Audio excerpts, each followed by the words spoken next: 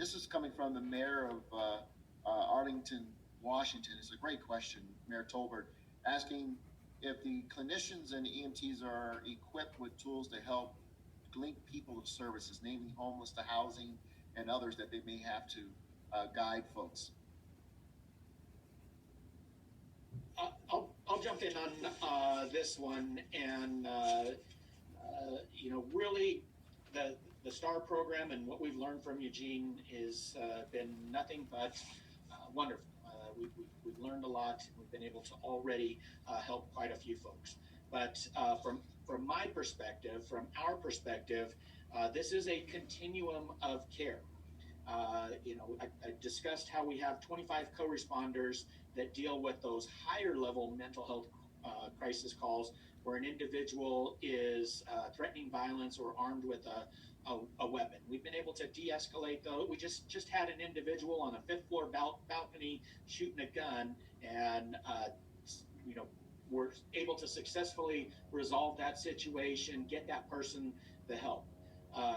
What needs to be discussed, or what needs to be part of this continuum of care, is that long-term sustainable support. So it's great in our city if we can help the individual that I just discussed that was out on the balcony with the co-responder response, or an individual that STAR helps, that we get them connected today.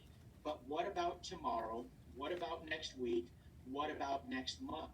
How do we prevent the future crises from taking place for that individual? And oftentimes it's mental health challenges, substance abuse challenges, co-occurring challenges, housing, jobs, all of these different pressures that sometimes contribute to the crises. And that's where, we didn't, but when I continue to say the word "and," right, it's not CIT or co-responders, it's CIT and co-responders. It's not co-responders or STAR Cahoots, it's co-responders and Cahoots or STAR.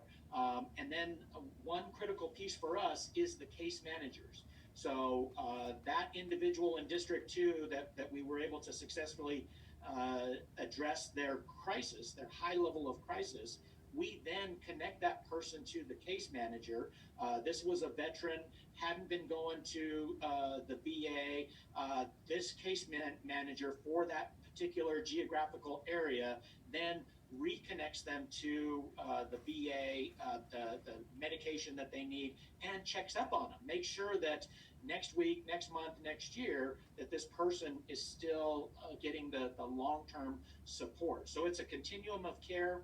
I'm so sorry that I've neglected to also sneak in there that we are a lead city, law enforcement assisted diversion. So that's where the substance abuse part, these are sometimes co-occurring challenges. And so you can't just look at a situation and think that it's exclusively mental health or it's exclusively substance abuse. And so for us, how we do this continuum of care is resolving the situation at the point of crisis, but then connecting them to that long-term case management, so that way hopefully we can prevent that point of crisis from occurring in the future.